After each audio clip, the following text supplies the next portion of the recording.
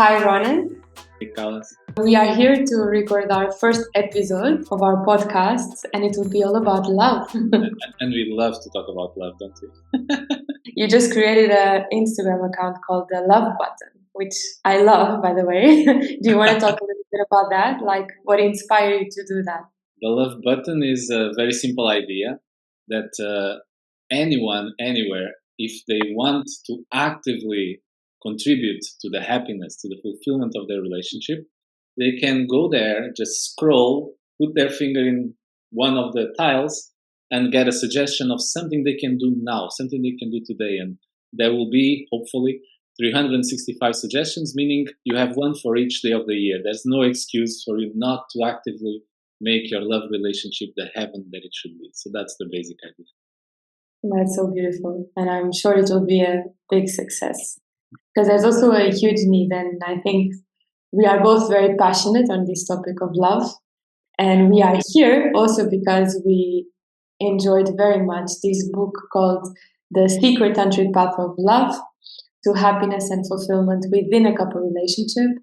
And because personally, we also have quite a journey of exploring this topic, and maybe you want to say a bit about what inspired you to be here and talking about this today? Well, I think it's a little bit experience, no? And sometimes not what we would consider not so good experiences with relationships. Mm-hmm.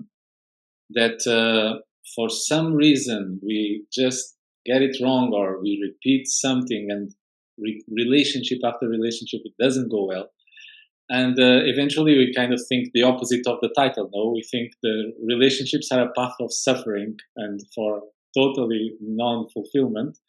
But it is really and truly possible to have a relationship that is filled with enthusiasm, filled with happiness, filled with mutual support, where we are growing each other and growing together. And so I truly, personally, am a seeker of that level of love, let's say. And I think that the more people that manage to enter this path of happiness, let's say, instead of learning through mistakes, learning through suffering. So learning through wisdom, I think, is much better than learning through pain. And I think this is the motivation for me. I wish to learn through wisdom. I wish to learn by intelligence and by managing to understand and act in a proper way in love. For me, I also feel that I am very passionate about this topic, as you know, and it's also based on my personal journey. Many times wanting to love and realizing that it's not that easy many times. And there is a process of re-educating ourselves on this art of having a happy couple relationship. What exactly is the dynamic of a healthy couple relationship? How to be prepared for that? How to experience that? How to overcome challenges? And more important, I think, why should we do that?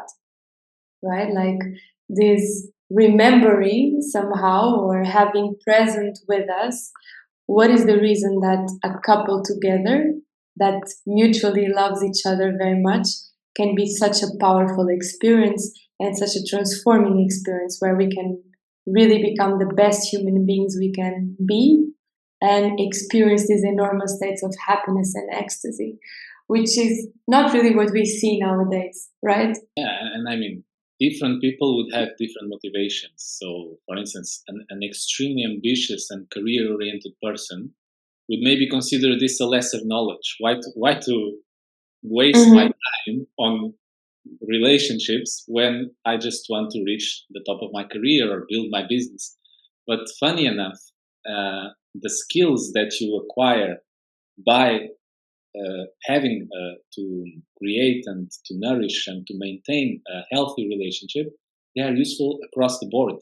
They are useful for you to build your business, because guess what? Businesses are relationships. It's just not a love relationship, but it is a relationship that has dynamics, that the more you have practiced and mastered it in the most delicate realm, which is love, where all the emotions are raw, where everything comes up when you don't want.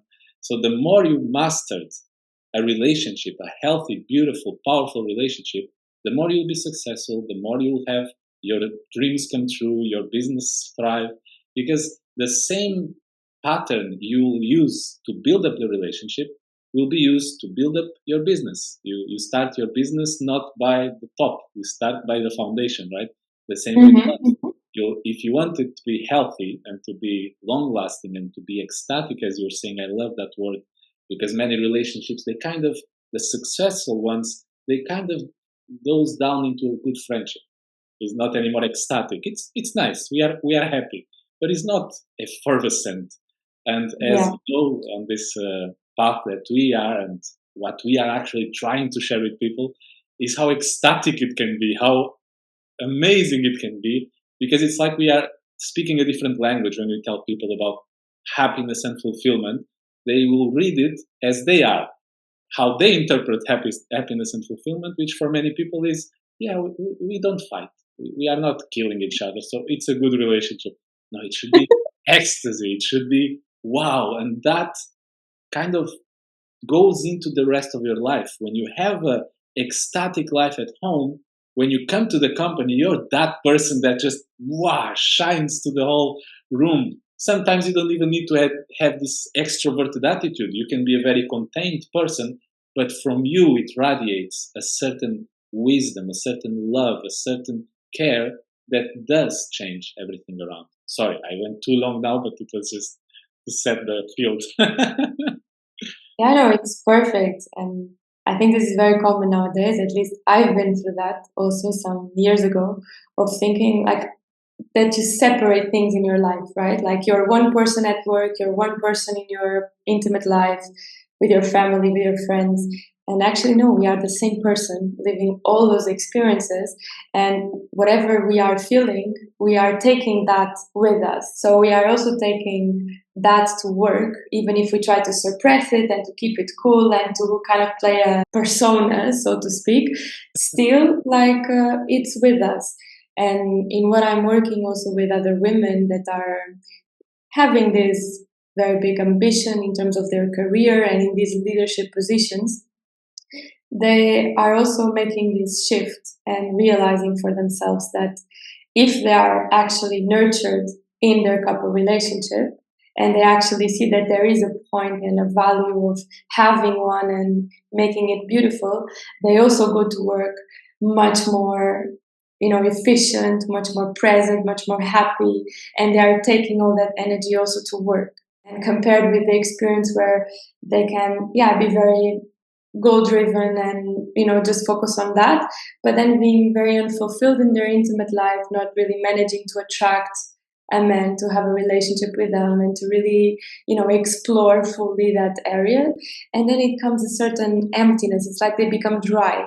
So we should realize that we are one in all this, and that one area actually can nourish the other ones. And it's super important that it starts to be seen like that, not like a waste of time or something that can actually deviate us from focusing and achieving what we want in life. What you said now for me, I think, is one of the big blind spots that we have. So you mentioned there high achieving women who are in the top of the career. From my experience of my knowledge of people in this field, what I notice is that they have a kind of idea, which in my opinion is wrong, that I can shut it off. As you were saying, I can be somebody at work and be somebody different at home. But well, you can only control the conscious part of your mind. You cannot control your subconscious mind. And it's all about management of resources. You have a certain amount of resources. And if you are stressed, unfulfilled, sad, unhappy in your love life, you push that willingly to your subconscious as if you feel that, oh, this solves it. But then you go to work and your subconscious, which is usually nourishing you with intuitions, with a kind of spider sense that all entrepreneurs and high achieving people have. They call it gut feeling many times, but it's a higher thing. It doesn't come from the gut, and it's all these resources that are not just the day to day normal resources. It's subtle resources, let's say. Instead of being allocated to make you be fully on, fully connected, They are not. They are allocated to holding that sadness, holding that unfulfillment, holding that truth that you yourself don't want to see, that you are not that happy, that it's not that okay to be alone, as you think, you tell yourself, no, I don't need a relationship, I don't need women, I don't need men.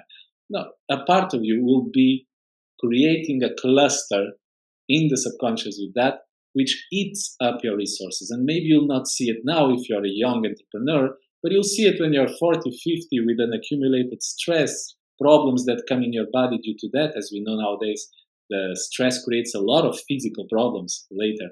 So I think what you said now is one of the points that it can really be helped to be removed this blind spot just by the awareness of what we will talk in this podcast over the time.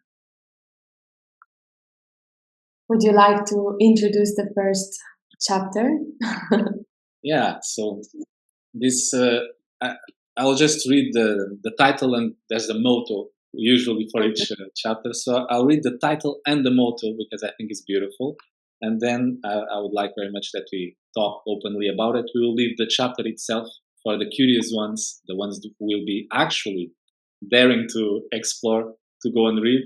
But I'll read the beginning. So the title is When Love Floods Our Being and Becomes Endless, we expand euphorically into the infinite. It's already a very poetic title. And then it says in the motto, miracles may always occur where there is love. This is possible because, above all, God is love. Love allows us to transform as if by magic in a pleasant and easy way. Love creates a magical field around that allows us to build a better world. Love makes self-giving, kindness, altruism, goodwill, happiness, delight, compassion spontaneously to appear within our being.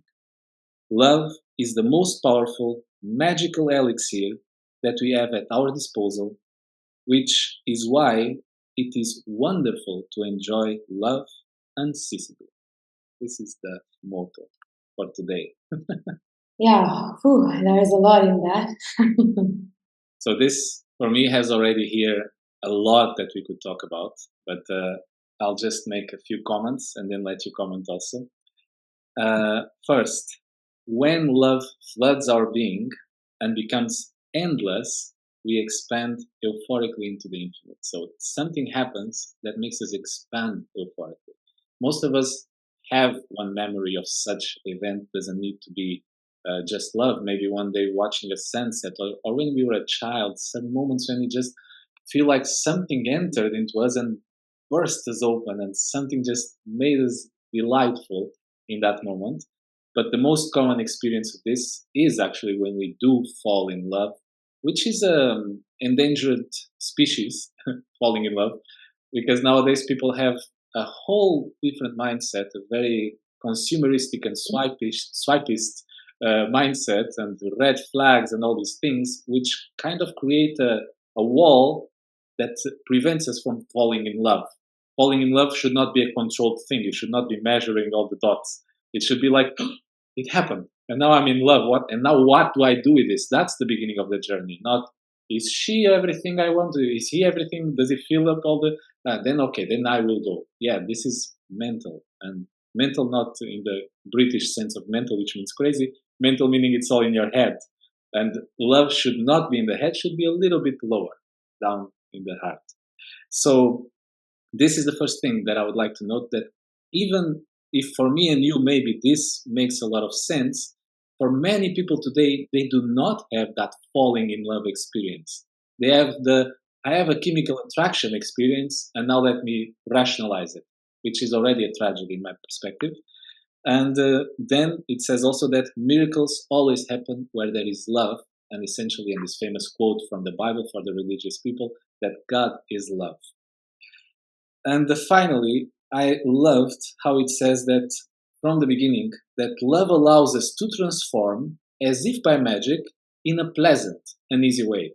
And me and you, who have been quite immersed on spiritual paths and paths of transformation, we know that many of the steps, we don't find them easy at all, or pleasant, when you have to Mhm. use some powers of transformation or some very cutthroat situations in the path of evolution, and we consider it normal because it is. There is one way of transforming, which is through pain, through confronting with all your limitations. But what is revealed already from the beginning of the book on the first chapter is that love allows us to transform as if by magic in a pleasant and easy way. It's the condition that love must be there.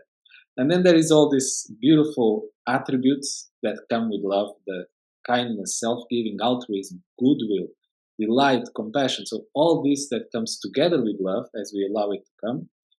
And this is wrapped up in the end by love being a magical elixir. It's something that you drink and magic happens.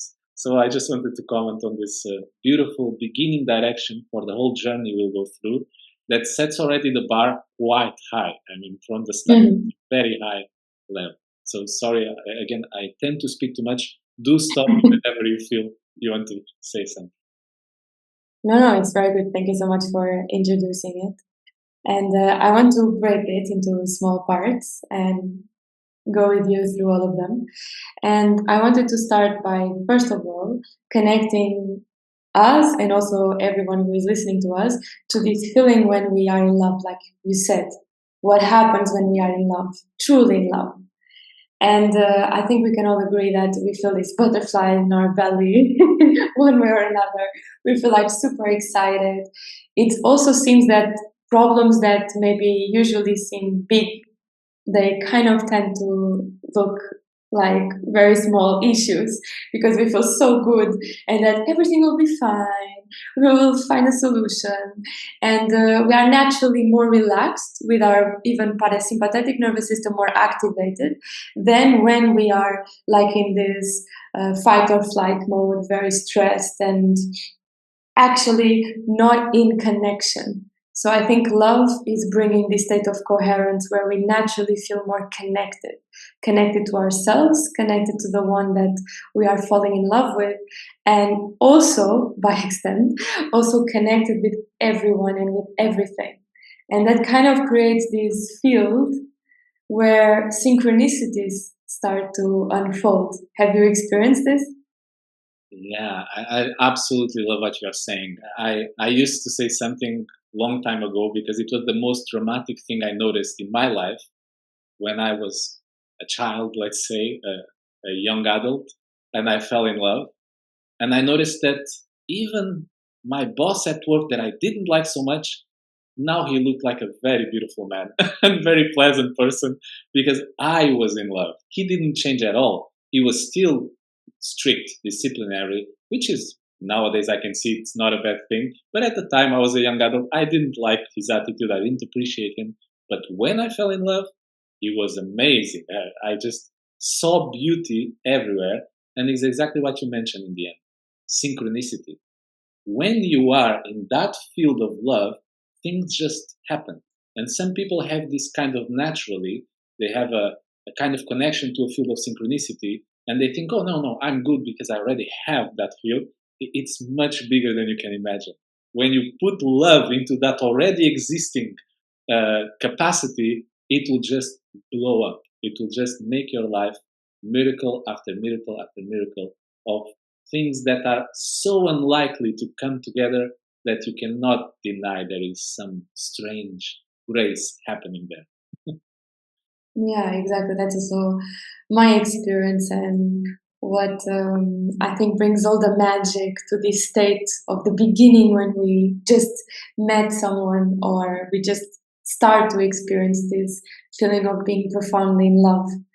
I don't like so much the term falling in love because it looks like we are falling into something which is not good, but actually rising in love, when you start to have a state which is very uplifting. You cannot really be depressed when you are in love. Like it gives you this uplifting feeling and creates this field of miracles, like you were saying, like where we are so connected, being love, this fabric of creation, right? Like everything. Love is the what connects us, sorry, to everyone and to everything. And so it feels like when we tune into that, in this case through being in love with someone, we are connected to everything. And then magic can start to happen. Then opportunities might come unexpectedly, and we meet someone just we cannot explain how, but it just feels like everything is at the right time happening and in the right way because we are in the aligned with the flow, let's say. Do you know this expression? Where it Yeah. feels like we are completely in sync with the universe. You are in the zone, as the artists would say. You can create now. Yeah. But I love the word you used for me. Sorry, the word you used for me is very, very precious when you said connected. We are connected. That's, I think, one of the key words about love is the connection, is that we are somehow united instead of separated. I even remember our teacher used to say that love is a glue that keeps things together. It's kind of what keeps us united, and it's always by lack of love that we somehow disconnect, separate, isolate, and then a lot of problems gradually come into us with that. It completely changes the way we perceive life and everyone. I think that's a very good point that you mentioned. That love is really making us see what unites us or what we have in common with others and not what separates us. And when we see something that maybe we don't like so much or that it's more challenging, then it also gives us this state of more compassion and forgiveness and goodwill towards the other one instead of putting us more prone to fight or to separate or to judge or to criticize or to enter in this mode, which is not really very productive many times.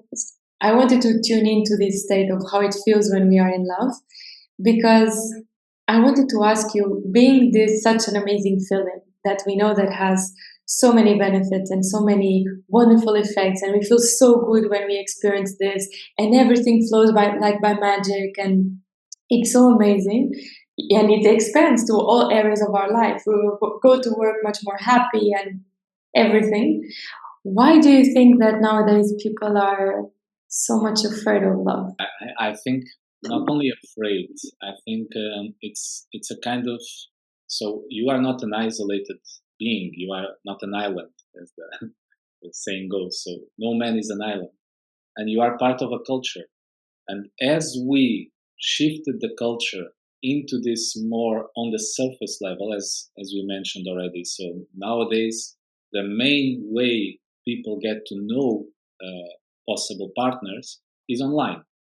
And most of it in apps where you scroll, you see some photos, and you swipe.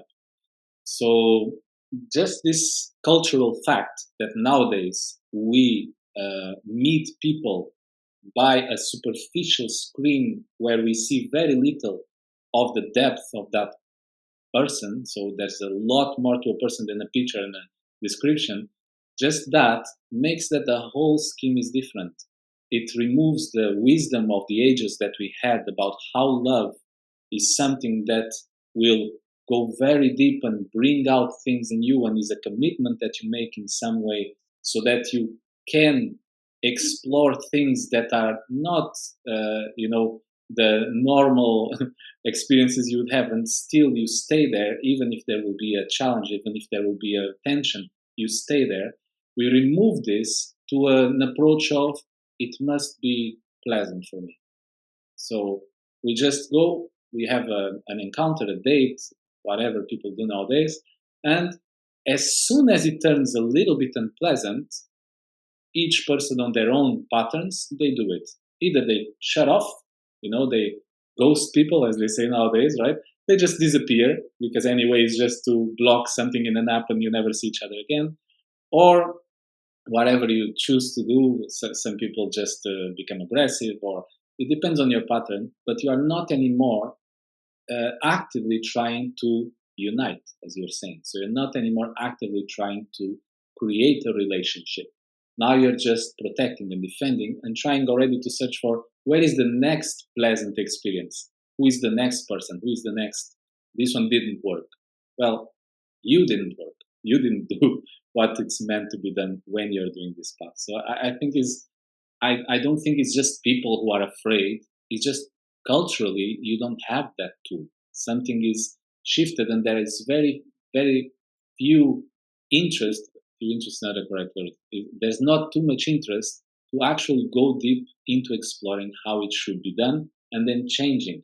Because as soon as you change the paradigm, as soon as you change how do you say, environment of it, as soon as you change the preconditions, then it works again like it always worked. It's just that us nowadays have a very, how to say, not corrupted, I think that's too serious, maybe, yeah, a little bit corrupted perspective on what love is and how love should work. Yeah, I completely agree with what you are saying. And I wanted to ask you also, knowing that, how important do you think it is the lesson of learning how to love? I think it's one of the greatest lessons that nobody's seeking to learn nowadays. I feel, again, because of the cultural environment where we are waiting for it to happen. We are not actively seeking. So you spoke about high achieving women, which is your place, is where you are actively working in your life. So many high achieving women, if they would have a problem, imagine, I hope not, it's not a desire, just a hypothesis. Imagine their business fails. They are there, they made so much sacrifice, so much effort. They put all her sweat, tears, blood into making it work. It fails dramatically. You want to bet after 1 month they are starting the second one, or maybe after 1 week. They just retreat, regroup, build up again. Okay, what I do, they're doing. And when it comes to love, the attitude is radically different. Mostly, they are not even trying. They are passive, waiting for somebody to come and swipe me off my feet. Swipe me left off my feet. And they are passively waiting for something to happen and playing in their own patterns, many times distorted by the movies we see nowadays. I don't know if you notice, most of the movies and books that women write about relationships, they're strange. I'm not judging, but they are vampires, or they are a criminal that kills people and that kidnaps you, or they are a guy who has a sadomasochist fantasy and wants to, entrap you in that in a very legally bound way. It's never anymore, just a beautiful connection of two human beings. It's always something that is a little bit strange. I'm not judging again. Be free to have your own judgments, but it's a little bit strange that a woman would fantasize, and women do write about these things. So many of these stories are by women, for women. Men mostly don't have the interest into that. And it creates a whole idea of, or even a subconscious desire and wish and impetus to have something like that, which is not usually for 95% of the people how it will happen. So if it doesn't happen like that, you are by default unfulfilled. So no matter which poor guy comes your way, you are already unfulfilled because you are not a criminal, you are not a multimillionaire with a fetish, or already you are not seeing things in the pure, beautiful, marvelous way that love is. Love is much more the story of the princess and the homeless Aladdin. It's much more like that. Or it's much more about, it doesn't matter where we are in this social structure. There is something that glues us together, and there's poetry in it, and it's not rational, and it's not logical, and it's not going to maybe be useful economically for your life, but it is love. And then through love, everything else grows. Aladdin eventually becomes the prince for real, not only faking it. Yeah. So it's magical and beautiful, but it has to be set up correctly already in the subconscious, so that when Aladdin comes, you don't just how how dirty he is, instead of, wow, what a beautiful homeless guy, in this case of Aladdin, right? The princess Aladdin. So yeah, that's what I would say about this stuff. How do you feel about it?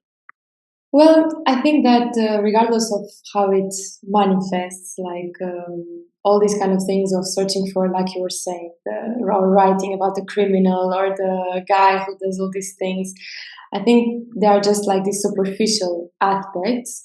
that both men and women, in a certain way, in their own way, start to search for when they don't truly want to connect. And I think there is a huge pain in the feminine and probably also in the masculine in their way. But I think in general, women are suffering in what comes to this love and relationships. All the references, let's say, are not the best in this regard. So, because there is this pain inside and this suffering, it's safer from the ego perspective, let's say, to stay at the surface. And that's what generates all these things. But in reality, I think we all want to be loved. We all want to be seen. We all want to connect truly and profoundly. It's just like a safety mechanism that because we don't want to get hurt so much, then we just focus more on these external aspects and on keeping it cool, so to speak, keeping it at the surface. And then, when you are connected with your heart and open, vulnerable, you feel everything with a lot of intensity, right? Everything has a big impact on you. But then if you stay at the surface, it doesn't hit you that much. Like also the good things, right? You also don't feel it that much.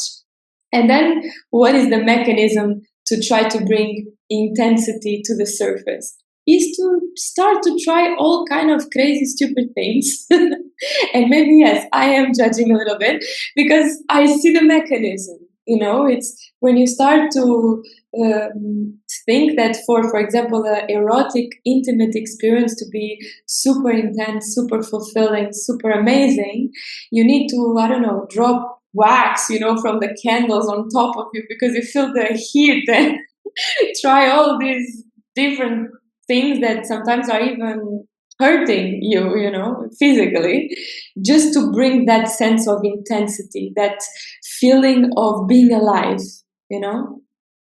But that puts many of us in actual danger many times just in this pursuit of feeling this intensity.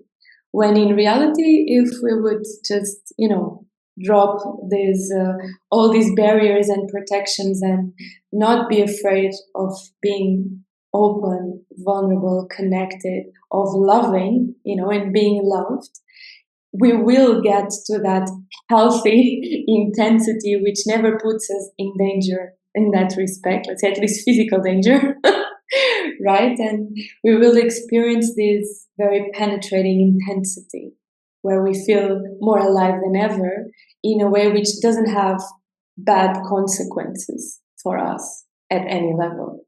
Now, of course, yeah, by being vulnerable and open, we might get hurt somehow, or we might feel more exposed. I think that's the word. Yeah. But, well, that's part of the journey, right? And I think it takes a lot of courage to love. It definitely takes a lot of courage to be vulnerable, to open up, to be able to feel in that way and to experience life from this place of being anchored in our heart.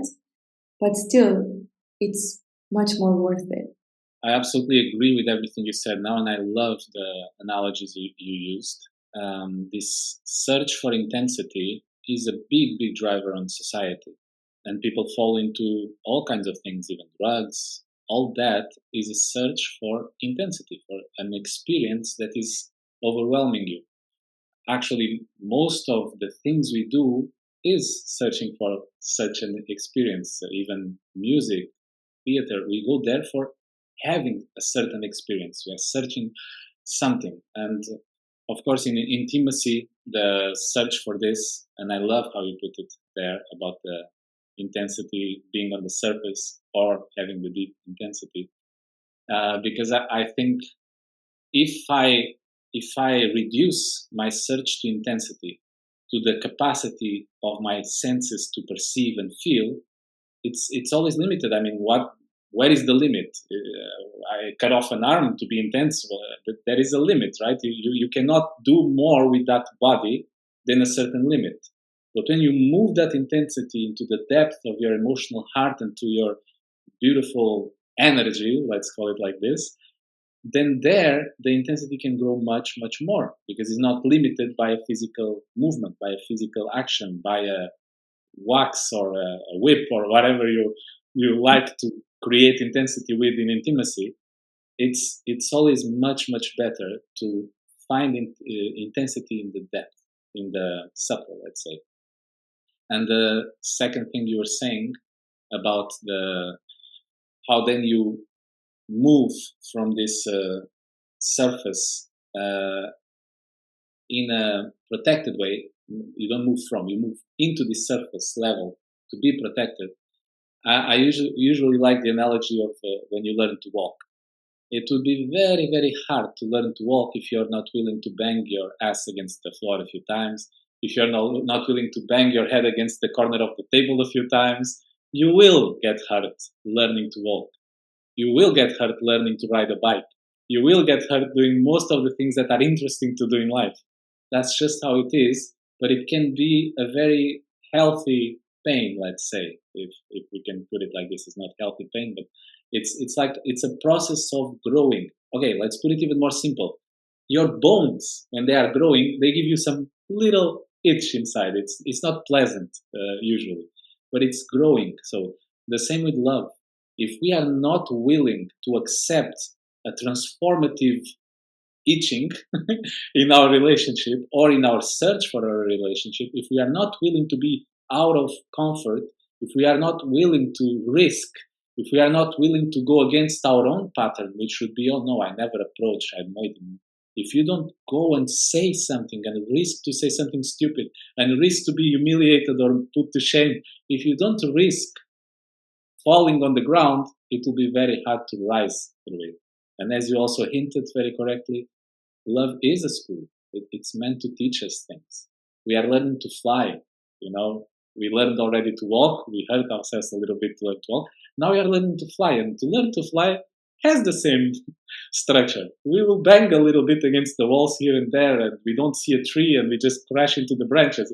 It's okay, but we will fly in the end. It's so worth it as long as you are willing to accept a little bit of discomfort on the process. Okay? Yeah, and based on what you said, I also feel that the way we see the problem is a problem, right? We all heard about this. So actually, challenges and these maybe a bit uncomfortable situations that might come up in a couple relationship are actually a huge opportunity for our self-growth, right? So it's an opportunity to learn something. It's an opportunity to get out of our comfort zone and be able to expand beyond that, to reach new lands, so to speak.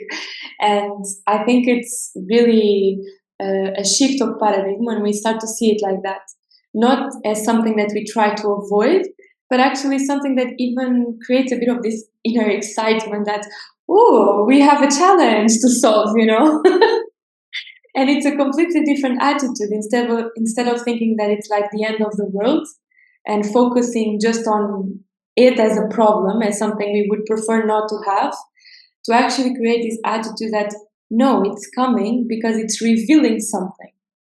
It's showing us something.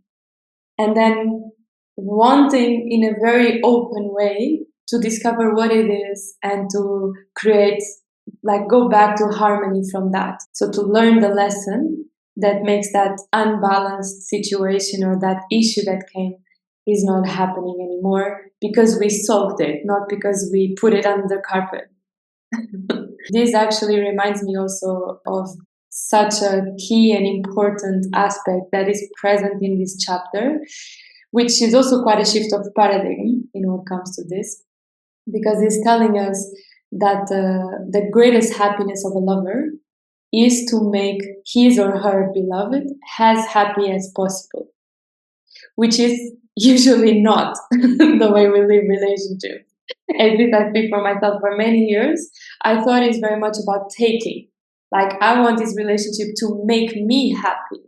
And if it's not making me happy anymore, then it's not good anymore, right? Or I'm with this person because I feel so good, because it brings me comfort, or because it gives me this sense of safety, or because it, and it's kind of this attitude of how it makes me feel, and it's about me.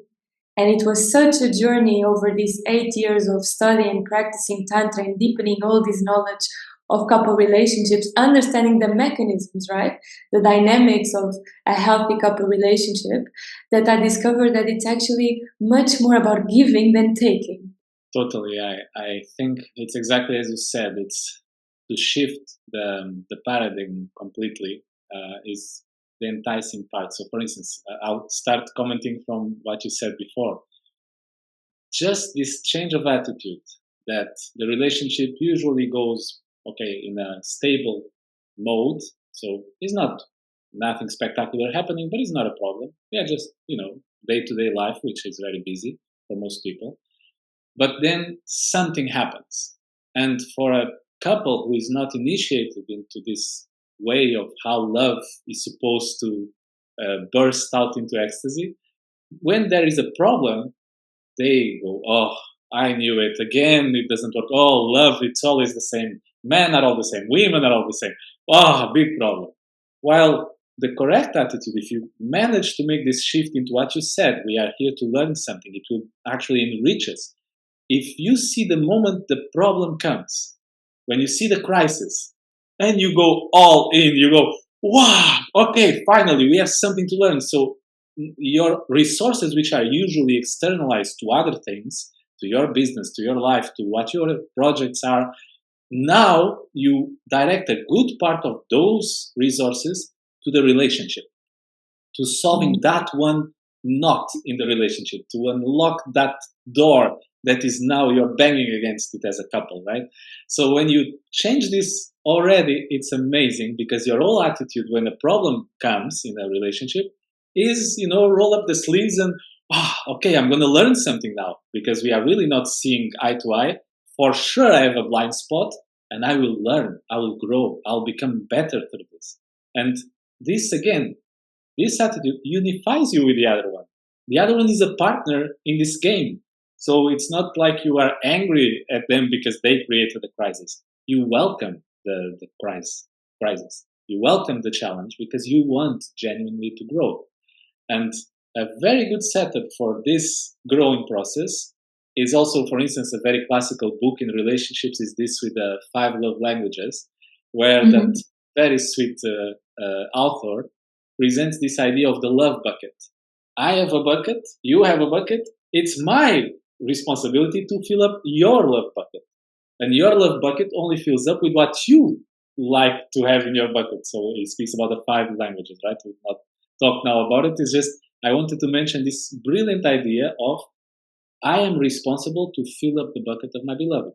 And when I do, and I think I'm sure women are the same, but me as a man, I think all men resonate with this. There is few things so magnificent than doing something to make my beloved happy, and really she gets happy. So, and really there's the fulfillment of that effort because many times, because we are not that smart many times, we do things and the result is not what we what we expect. She's nagging, she's unhappy, she's criticizing our effort, and it's so unfulfilling. We get so sad about these things. And truly, I think everybody knows this, even if they never explored the tantric life or how tantrics approach relationships, they know that there is very few things that make at least a man. I can only speak for my kind. You speak for yours. Uh, very few things make a man as happy as seeing the person they love happy, joyful, fulfilled, especially if I had a part of that. If I could be the one contributing to that joy, it's just the most beautiful feeling. And I think we are all searching for it.